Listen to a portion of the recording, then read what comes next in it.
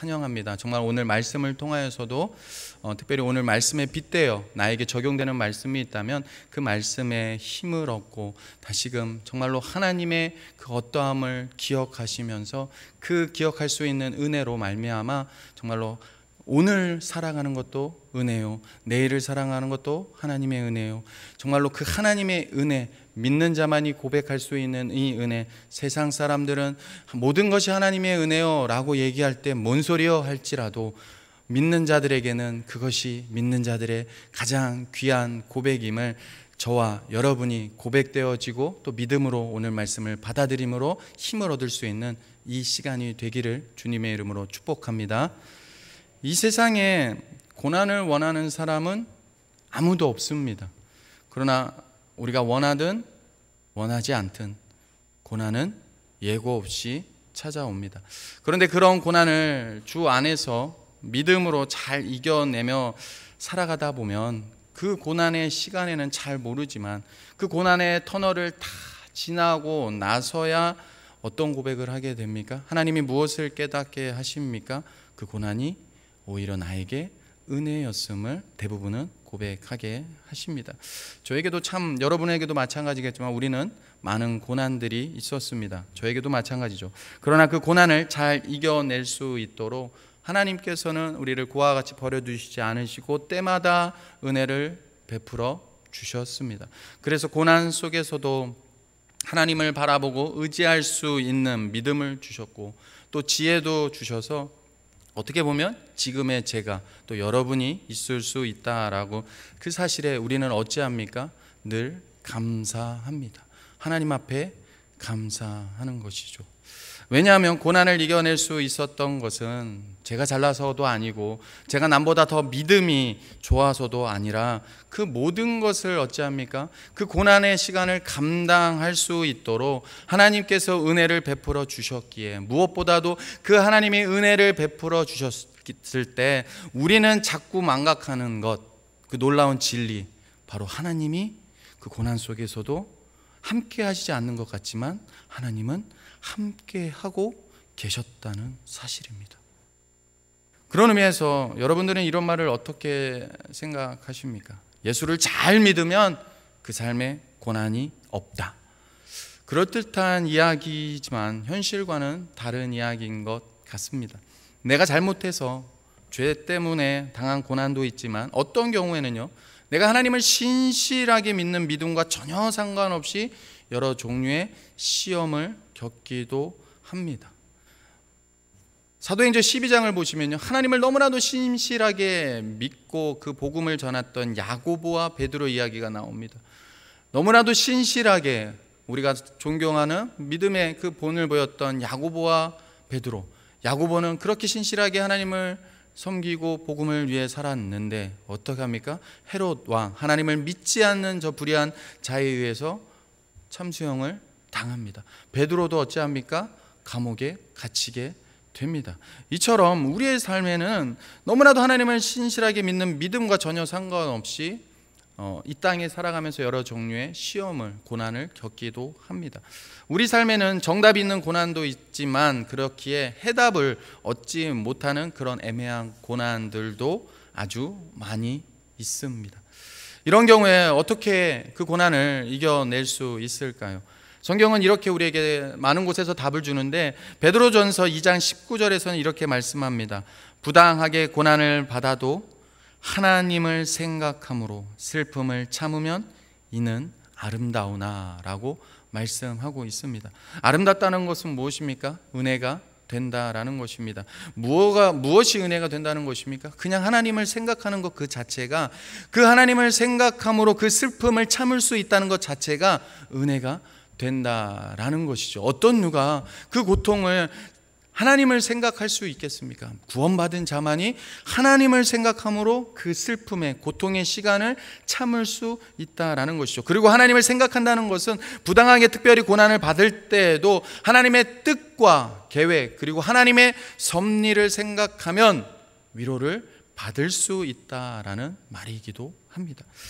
많은 사람들이 우리 삶에 일어나는 일들을 예수 믿지 않는 사람은 뭐라고 말합니까? 우연이라고 생각합니다. 그러나 하나님에게는 우연이 없습니다. 그러기에 예수 그리스도를 믿는 우리의 삶에도 결코 우연은 없습니다. 우리에게는 우연인 사건처럼 보이는 일일지라도 하나님에게는, 하나님의 뜻 아래서는 하나님의 섭리만 있을 뿐입니다. 제가 고등학교 때 관현악 밴드부를 했습니다. 그러면 이제 다 같이 선생님과 함께 1년에 3-4번은 이 합주회를 하거든요. 막 지금은 없지만 시청 같은 데서 이런 큰 오케스트라 공연장에서 사람들을 모여놓고 하기 위해서 거의 공부보다는 연습하는 시간을 학교 때 많이 보냈던 시절이 있습니다. 그러면 딱 연습을 할 때 어떻게 하냐면요, 그냥 모여서 그냥 선생님 모여놓고 다 같이 뭐 색스폰이면 클라리넷이면 트럼펫이면 막 이렇게 같이 모였을 때 그냥 연습하는 게 아니라 모이면 뭐부터 합니까?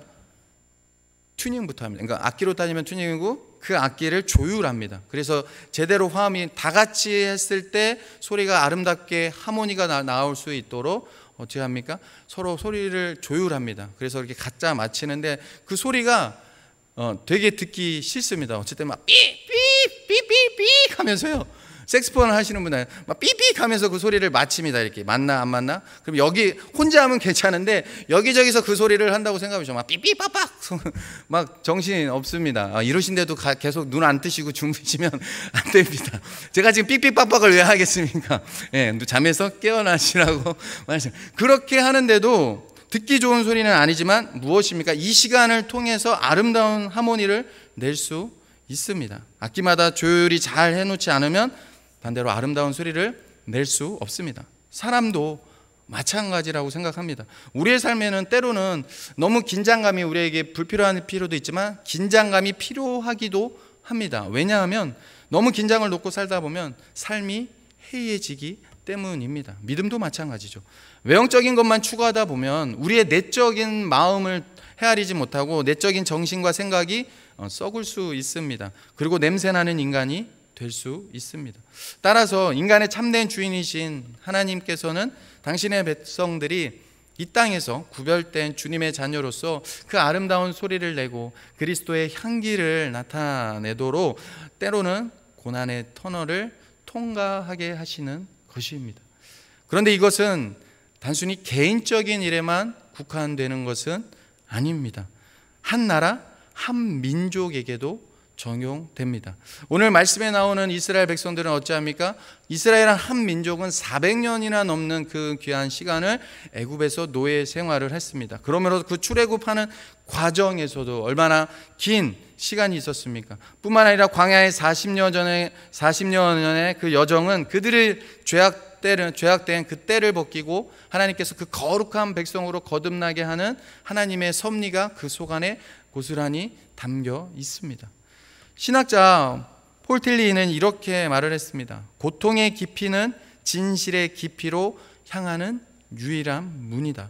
하나님과 더불어 인내한 고통은 인생에서 진리를 발견하게 된다라는 말입니다. 그리고 또 이렇게 얘기했습니다. 하나님께서 우리를 깊은 물로 인도하시는 이유는 우리를 물에 빠뜨리려 함이 아니라 우리를 깨끗하게 하기 위함이다 라고 또 말했습니다. 성결한 인생이 되도록 하나님께서는 오직 주님만 바라보고 성결하게 하나님만 소망하고 다른 데 마음을 빼앗기는 것이 아니라 구원받은 백성으로서 먼저 그의 나라와 그의 의를 구하라는 것처럼 헛되고 덧없는 이 세상의 것에 자꾸만 우리의 마음을 빼앗기려는 우리의 인생 가운데 찾아오셔서 우리는 연약하기에 고난이라는 것이 주어지지 않으면 우리는 이 순간에 만족하고 감사하기보다 늘 불평과 불만이 나오는 죄악된 연약함이 있는 죄인입니다. 그러기에 때로는 하나님께서 고난이라는 이 터널을 통하여서 우리를 성결하게 하시면서 우리를 정화시키시고 계시다는 사실입니다. 그래서 성경에도 많은 고난을 볼 수 있는데 그 성경 안에 크게 3가지의 고난을 볼 수 있습니다. 첫 번째는 죄 때문에 당하는 고난입니다. 두 번째는 하나님의 섭리 가운데 미래지향적인 은총을 하나님께서 이루시기 위해 당하는 고난이 있습니다. 세 번째는 예수님과 사도 바울이 당한 자원적인 선택적인 고난이 있습니다. 그런데 문제는 여러분이 두 번째 고난 들었을 때 조금 어렵게 들려지는 이 두 번째 고난인데 무엇이냐면 하나님의 이 섭리 가운데 미래지향적인 은총을 이루기 위해 당하는 고난입니다. 그러니까 무슨 뜻이냐면 이 두 번째 고난 가운데 우리가 잘 아는 어떤 고난이 담겨 있습니까? 여러분이 잘 아시는 모세가 어찌했습니까? 광야에서 그 쫓겨나 하나님의 그 온유한 성품을 다져가는, 하나님께서 모세를 교육하시는 교육적인 그 고난이 있습니다. 또 요셉을 생각해 보시죠. 자기도 모르게 형제들에 의해서 애굽 노예로 팔려가지만 나중에는 어찌했습니까? 민족을 구원합니다. 이처럼 하나님의 일방적인 고난이 있습니다. 요셉이 뭘 잘못해서 보라는 하나님의 일방적으로 한 민족을 구원하시기 위해 고난이 있다라는 것이죠. 그리고 날 때부터 소경된 자나 죽은 나사로가 다시 살게 되면서 무엇입니까? 사람들에게 그 하나님의 역사를 증거케 하는 증거적인 그 고난이 있습니다. 이런 고난들은 당장은 어찌합니까? 중요한 핵심이 무엇입니까? 지금은 그 고난을 당하는 그 순간 요셉이 그걸 이해할 수 있었을까요? 모세가 광야에 쫓겨나는 그 상황, 내가 왜 이런 고난을 당하는지 이해할 수 있었을까요? 이해할 수 없는 고난이지만, 고난의 이유가 저 먼 미래에 가 있기 때문에 지금은 모르지만 한참 뒤에 지나고 나서야 하나님의 섭리를 그 고난 속에 있다라는 것을 깨닫게 된다라는 것입니다. 그러기에 우리가 잘 아는 로마서 5장 3절에서 4절은 이렇게 말씀합니다. 다만 이뿐 아니라 우리가 환난 중에도 즐거워하나니 이는 환난은 인내를, 인내는 연단을, 연단은 소망을 이루는 줄 알미로다라고 말씀하고 있습니다. 그러기에 고난이 이렇게 우리에게 유익이 있는 것입니다. 그러기에 내 앞에 주어진 고난에 우리가 어떻게 반응하며 살 것인가를 지금 선택해야 합니다. 고난의 부피나 모양, 무게가 중요한 것이 아닙니다. 고난 가운데 가장 중요한 것이 무엇입니까? 고난이 임하는 자세가 무엇이냐에 따라 고난이 우리에게 복이 되기도 하고 고난이 화가 되기도 합니다. 그러기에 그때 우리가 이 고난 속에 잊지 말아야 하는 것이 무엇입니까? 바로 하나님의 모습입니다. 하나님이 어떠한 분이신지를 기억해야 한다라는 것이죠. 오늘 우리가 읽은 본문은 상당히 짧은 본문입니다. 그러나 이 짧은 본문 안에서 우리가 확인할 수 있는 것이 바로 하나님의 모습입니다. 하나님이 어떠한 하나님인지, 우리가 믿는 하나님이 어떠한 하나님인지를 분명하게 얘기해 주고 있다라는 것이죠. 세가족 신방을 하면서 어떤 분에게 하나님이 어떤 분이십니까? 그분에게 물었더니 그분이 그렇게 말씀을 하시더라고요. 보호하시는 하나님. 몇 번의 재차 물어봤을 때 보호하시는 하나님으로 그분에게는 하나님이 기억되었습니다. 여러분에게는 여러분의 그 고난 속에 하나님은 지금 어떤 분이십니까? 400년 노예 생활 속에 고통 속에 신음하며 부르짖을 때 그 하나님이 이 이스라엘 백성을 어떤 하나님인지, 그 부르짖는 그들을 알 수 있었을까요? 이 말씀을 우리는 지금 2000년이 지난 지금 4000년이 지난 우리가 보고 있지만, 성경을 통해 그들을 넓은 전체적인 관점에서 보고 있지만, 고통 중에 신음하고 부르짖는 그들이 그렇게 부르짖는 하나님이 어떤 하나님인지 그들은 알지 못했을 수 있습니다. 그러기에 오늘 말씀을 통해서 하나님이 다시 우리에게 주시는 메시지가 무엇입니까? 교훈이 무엇입니까? 고통 중에 있을 때 어떤 하나님이신지, 내가 믿는 하나님이 어떤 하나님인지를 기억하라라는 것입니다. 하나님의 모습은 당신의 사랑하는 백성이 고통 가운데 있을 때, 어려움에 있을 때 그들을 버리신 것이 아니라, 버림받은 것 같이 고통 중에 있지만 하나님이 그들을 버리신 것이 아니라 여전히 기억하시고 그들을 건지신다라는 것입니다. 그래서 오늘 말씀을 요약하면 이스라엘 백성들이 고된 노동으로 말미암아 탄식하고 부르짖을 때 하나님이 그들의 고통 소리를 들으시고 하나님이 아브라함과 이삭과 야곱에게 세운 그 언약을 기억하사 이스라엘 백성들을 건지신다는 것이 오늘 본문의 내용입니다. 좀 더 크게 오늘 말씀을 통해 그러기에 이 요약된 말씀을 하나님의 모습을 크게, 그래서 좀 더 구체적으로 4가지로 확인할 수 있는데 이 말씀을 나누고 오늘 말씀의 은혜를 다하고자 합니다. 첫 번째로 우리가 확인할 수 있는 하나님의 모습은 어떤 모습입니까? 함께 따라해 주시겠습니까? 들으시는 하나님. 들으시는 하나님이십니다. 24절을 보시면요, 하나님이 그들의 고통 소리를 어찌하십니까? 들으신다고 말씀하십니다. 고통의 소리를 들으신다는 말씀은 귀 기울여 지금 하나님이 들으신다는 의미입니다. 하나님께서는요, 당신의 백성들이 신음하는 소리를 들으시는 하나님입니다. 당신의 백성이 부르짖을 때 들으시고 응답하시는 하나님이십니다. 구원받은 하나님의 자녀에게 있어서 하나님이 주신 특권이 있다면 그 특권이 무엇일까요? 그것은 우리가 믿는 하나님을 아빠 아버지라 부르짖으며 주님께 부르짖는다는 것입니다. 세상의 사람들을 의지하는 것이 아니라 우리의 진정한 아빠 아버지 되시는 하나님께 부르짖는 것입니다. 아무나 할 수 있는 부르짖음이 아닙니다. 오직 구원받은 하나님의 백성만이 할 수 있는 부르짖음입니다. 이처럼 하나님께서는 당신의 백성이 주님께 부르짖을 때 들으시는 하나님이십니다. 우리는 오직 하나님께 부르짖는 존재로 부름을 입었습니다. 그리고 하나님은 우리의 부르짖음에 반드시 응답하시는 하나님이십니다. 그걸 우리가 잊지 말아야 됩니다. 우리는 때로 신음하며 하나님을 부르짖을 때 눈물 속에 하나님은 어디 계십니까? 듣고 계십니까? 하는 그런 마음이 들 때가 있습니다. 그럼에도 불구하고 우리가 잊지 말아야 되는 것이 무엇입니까?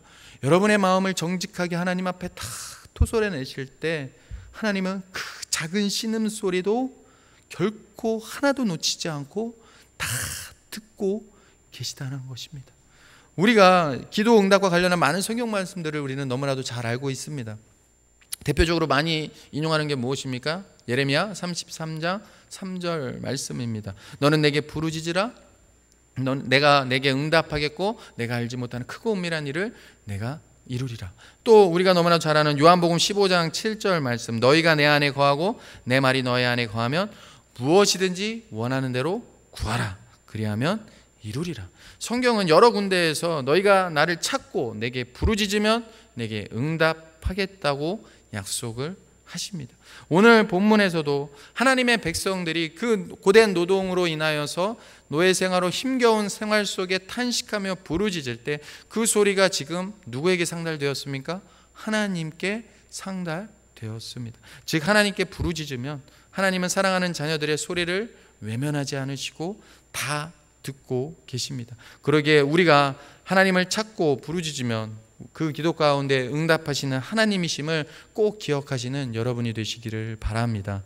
두 번째, 우리가 확인할 수 있는 하나님의 모습은 어떤 하나님이십니까? 다시 한번 따라해 주시겠습니까? 기억하시는 하나님. 기억하시는 하나님이십니다. 24절 후반절을 보시면 하나님의 아브라함과 이삭과 야곱에게 세운 그의 언약을 어찌하십니까? 기억하신다라고 말씀하십니다. 하나님은 당신 백성 가운데 허락하신 그 약속을 결코 잊지 않으시고 그것에 응답하십니다. 이때 기억하다라는 말은요, 까먹고 있다. 우리는 그러지 않습니까? 까먹고 있다 갑자기 생각났다라고 하는데 하나님은 그런 의미가 아니라 항상 잊지 않고 그 약속을 생각하며 기억하고 있다라는 것입니다.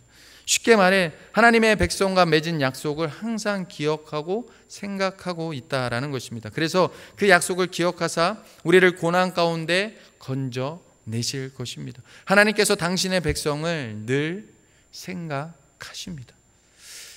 여러분, 누가 날 계속 생각한다고 할 때 두 가지로 나눠질 수 있습니다. 사랑하는 사람이 날 늘 생각할 때 어찌합니까?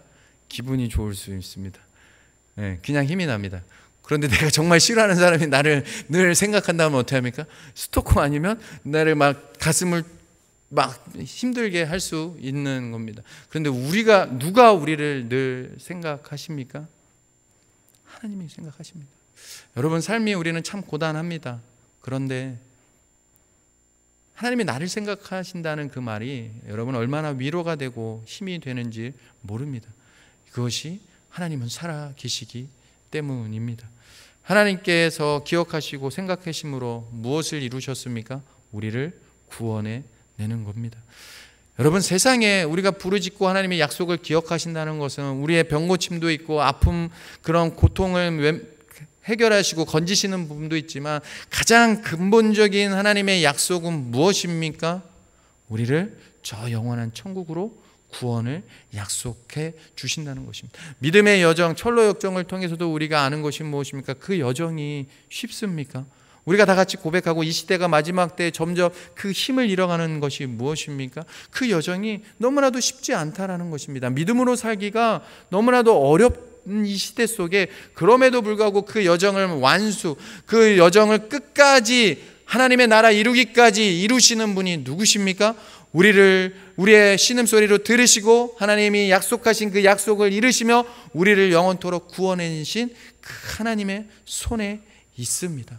그 믿음으로 우리가 하루를 살아가신 겁니다. 그래서 우리가 호흡하는 모든 순간마다 우리를 하나님이 생각하고 계셔서 우리를 고통 가운데서 건져내시다고 약속하시는 것입니다. 세 번째로 오늘 본문을 통해 우리가 확인할 수 있는 하나님의 모습은 다시 한번 따라해 주시겠습니까? 돌보시는 하나님. 돌보시는 하나님이십니다. 25절을 보시면 하나님이 이스라엘 자손을 어찌하십니까? 돌보셨다라고 말씀합니다. 이때 돌보다 해당하는 히브리의 원어적 뜻을 보면 이런 겁니다. 우리가 그냥 이렇게 아기를 돌본다는 게 아니라 계속 주목하여 하나님이 지켜보고 계시다라는 뜻입니다. 그러니까 하나님의 백성이 고통당할 때 하나님의 눈을 들어서 주목해서 하나님이 지금 보고 계신다는 겁니다. 하나님의 눈이 우리에게서 멀어진 적이 단 한순간도 없다라는 뜻입니다. 우리가 잘 아는 시편 121편, 우리가 너무 잘 아는 말씀입니다. 내가 산을 향하여 눈을 들리라. 나의 도움이 어디서 올까? 우리 한 절씩 교독해 볼까요? 제가 1절부터 교독하겠습니다. 내가 산을 향하여 눈을 들리라. 나의 도움이 어디서 올까?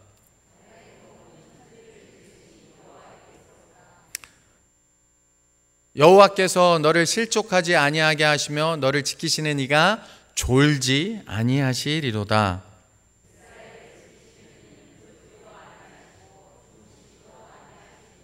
여호와는 너를 지키시는 이시라. 여호와께서 내 오른쪽에서 내 그늘이 되시나니.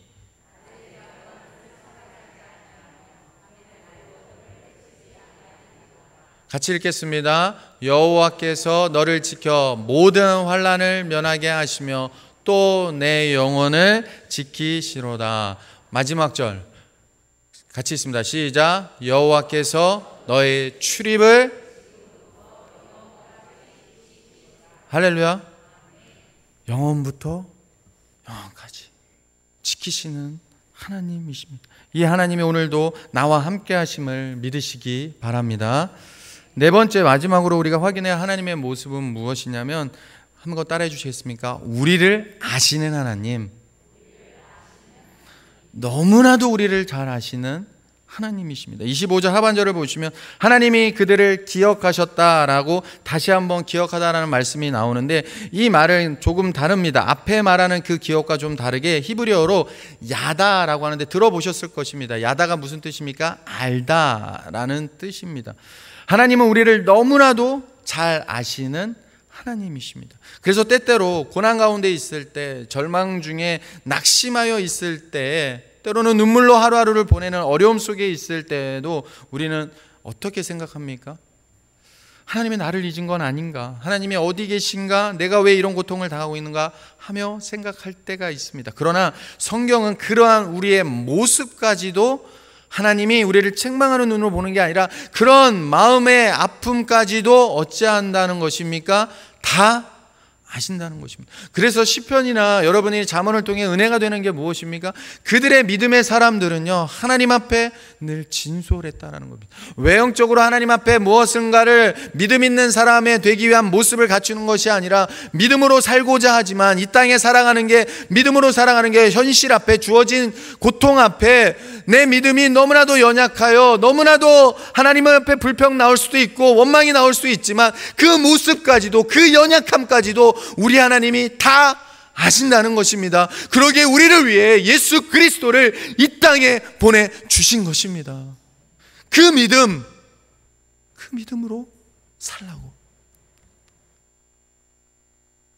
특별히 이때 안다라는 말은 지식적으로 아는 것이 아닙니다. 경험에서 아는 것입니다. 하나님께서 우리의 고통 자리에, 여러분 우리만 고통당하는 것 같잖아요. 우리가 억울한 게 무엇입니까? 남들은 고통 안 당하는데 나만 고통당할 때 억울해하고 답답합니다. 그런데 꼭 하나님이 그런 것 같잖아요. 아니요. 그런데 하나님은 친히 고통의 자리에 임재하셔서 우리가 당하는 고통에 친히 경험하셔서 그 고통이 얼마나 아픈지를 아십니다. 우리와 동일한 고통을 당하심으로 어찌하였습니까? 우리를 건져내셨습니다. 이때 하나님께서 우리를 안다라고 하신 것입니다. 우리가 당하는 고통 너무나도 버거워 보일 때가 있습니다. 근데 예수 그리스도의 십자가 고통을 여러분 한번 그 구원받아 그 감격의 은혜를 한번 생각해 보십시오. 주님이 당한 고통은 내가 지금 당하는 고통에 비하면 아무것도 아닙니다. 근데 그 은혜를 친히 직접 하나님이 당신의 독생자를 이 땅에 보내셔서 고통 당하셨다라는 것입니다. 그만큼 너희들이 당하는 고통을 그래서 하나님이 아신다라고 말씀하고 계신 것입니다. 그래서 출애굽기 3장 7절 8절을 보면 이렇게 말씀합니다. 우리 2절 되니까 우리 한번 또 같이 한 목소리로 읽도록 하겠습니다. 같이 읽습니다. 여호와께서 이르시되 내가 애굽에 있는 내 백성의 고통을 분명히 보고 그들이 그들의 감독자로 말미암아 부르짖음을 듣고 그 근심을 알고 내가 내려가서 그들을 애굽인의 손에서 건져내고 그들을 그 땅에서 인도하여 아름답고 광대한 땅, 젖과 꿀이 흐르는 땅, 곧 가나안 족속, 헷 족속, 아모리 족속, 브리스 족속, 히위 족속, 여부스 족속의 지방에 하노라. 아멘. 하나님은 당신의 사랑하는 백성들이 고통을 분명히 뭐라고 말씀합니까? 7절에서 보고 부르짖음을 듣고 그 근심을 안다고 7절에서 분명히 말씀하고 있습니다. 하나님은 이처럼 우리의 모든 상황을 보고 계시고 듣고 계시며 아시는 하나님이십니다. 그런 하나님이 우리의 고통 중에서 건져내실 것인데 그 모습이 어떻게 건져내냐고 8절 다시 한번 띄워주시겠어요? 8절에 나오는데 뭐라고 얘기하고 있습니까? 내려가서 내가 건져내고 인도하여 마지막에 어떻게 한다고 하십니까? 약속의 땅에 데려가노라 하노라 라고 말씀하십니다. 이것이 바로 하나님의 모습입니다. 내려가서 하나님이 직접 이 땅에 독생자가 이 땅에 내려오셔서 우리를 건져내셨습니다. 십자가에서 구원해 주셨습니다. 우리를 인도하여 주셨습니다. 구원한 우리를 그냥 고아처럼 내버려 두지 않으시고 성령 하나님을 우리에게 보내사 그 의의 길, 생명의 길, 예수 그리스도에 따르는 십자가의 길을 우리로 걷게 하셨습니다. 그리고 마지막에 어찌합니까? 데려가려 하노라. 왜 그렇게 성령님을 우리에게 보내주셨습니까? 저 영원한 천국, 이 땅에서도 예수 그리스도를 믿음으로 그 천국을 이미 누린 자이지만 이 땅에 뿌수하면 저 영원한 천국까지 하나님께서 성령 하나님을 통해 인도하고 계신다라는 사실입니다. 여러분이 어떤 고통 속에 있을지라도 하나님은 변함없으신 우리를 사랑하사 고통 중에 우리를 건져내시는 하나님이심을, 그래서 이 놀라운 하나님의 구원의 역사가 예수 그리스도를 통해 더욱더 우리 가운데 선명하게 주어졌음을 믿으시기 바랍니다. 우리가 죄와 허물로 죽었을 때, 아무 소망이 없었을 때 하나님께서 인간의 모습으로 이 땅 가운데 임하시고 고통당하사 우리를 건져내시기 위해 십자가에 못 박혀 죽으셨습니다. 그러기에 이 하나님의 모습을 잊지 않으시기 바랍니다. 어떤 하나님이십니까? 들으시는 하나님, 기억하시는 하나님, 돌보시는 하나님, 우리를 너무나도 잘 아시는 하나님이십니다. 마지막으로 마태복음 8장 우리 1절부터 4절 말씀을 한번 같이 교독해 보도록 하겠습니다. 1절부터 제가 읽겠습니다. 예수께서 산에 내려오시니 수많은 무리가 따르니라.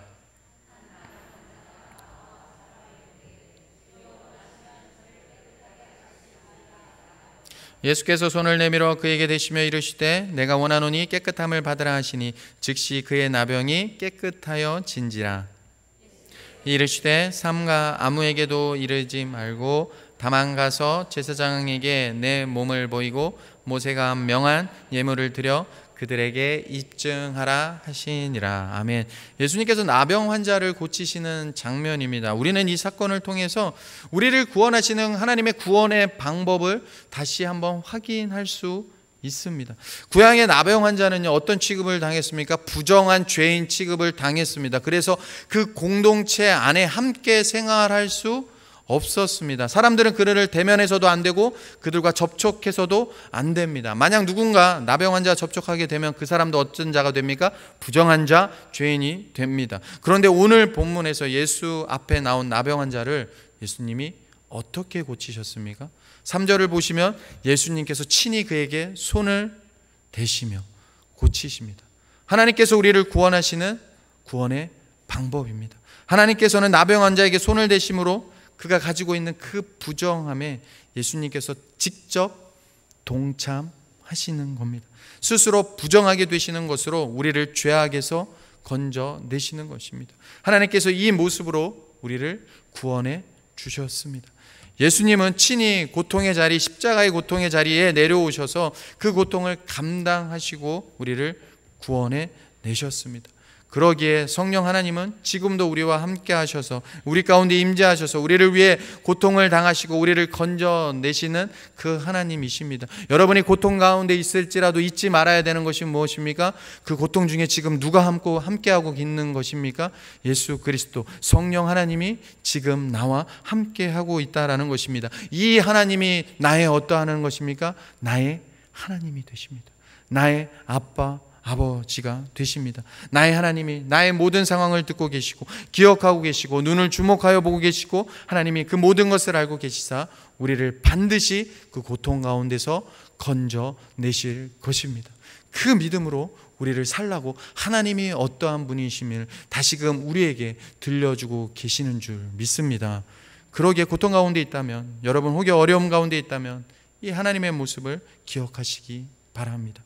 하나님이 우리의 고통을 아시고 우리의 부르짖음에 들으시며 우리를 건지시는 하나님이십니다. 나의 고통 가운데 친히 임하셔서 고통 가운데 건져내시는 하나님. 사랑하는 성도 여러분, 혹 당장 이해할 수 없는 고난을 겪고 계십니까? 바라기는 힘겨울수록 고통이 더할수록 더 굳센 믿음으로 들으시는 하나님, 내 작은 신음소리도 들으시는 하나님, 아브라함과 야곱에게 약속하신 그 약속을 기억하시는 하나님, 무엇보다 우리를 늘 돌보시고 계시고 무엇보다 우리의 모든 것을 아시는 그 하나님을 더욱 의지하며 믿음으로 살아가시는 저와 여러분의 삶이 되시기를 주님의 이름으로 축원합니다. 그때 우리 안에 하나님의 놀라운 역사를 경험하게 될 것입니다. 우리가 앞서 찬양 드리지 않았습니까? 저도 이제 나이가 먹은 것 같아요.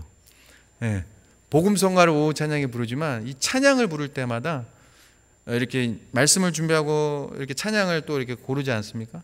그러면 이 찬양의 가사가 말씀처럼 하나님이 내게 들려주시는 말씀으로 들릴 때가 참 많습니다. 오늘 335장 같은 경우도 2절을 보시면 이렇게 말씀합니다. 나의 일생을 인도해 주옵소서. 나의 생각도 주관하사 주의 뜻대로 날 다스리옵소서. 오, 놀라운 주. 여러분, 만일에 고통 중에 있는 분이 이 고백을 하나님 앞에 드릴 수 있다면 이보다 더 크고 위대한 고백이 없으리라 생각합니다. 나의 일생을 인도해 주옵소서. 고통 중에 나의 생각도 주관하옵소서. 저는 이 메시지가 가장 임팩트 있게 다가왔습니다. 한번 같이 따라해 주시겠습니까? 주의 뜻대로 날 다스리옵소서. 여러분, 인생의 행복이 어디에 있다고 여기십니까? 저는 그렇게 믿습니다. 하나님의 통치 안에 내가 지금도 하나님의 통치를 받고 있다고 믿는다면, 그게 느껴진다면, 그 임재를 경험한다면 이보다 더 큰 행복은 없습니다. 하나님의 통치, 다스림을 받기를 기뻐하시길 바랍니다. 고통 중에 있을지라도 하나님의 통치 받기를, 나의 삶을 주 뜻대로 이 모든 상황을 하나님의 뜻에 합하도록 생각할 수 있도록 나를 다스려 주시옵소서. 나를 통치하여 주시옵소서. 나를 주장하여 주시옵소서. 그 믿음을 드릴 때 우리는 두 손 들고 고백하게 될 줄 믿습니다. 오, 놀라운 구주여, 주님을 찬양합니다. 할렐루야. 그 믿음으로 다시 한번 찬양합니다. 373장입니다. 고요한 바다로.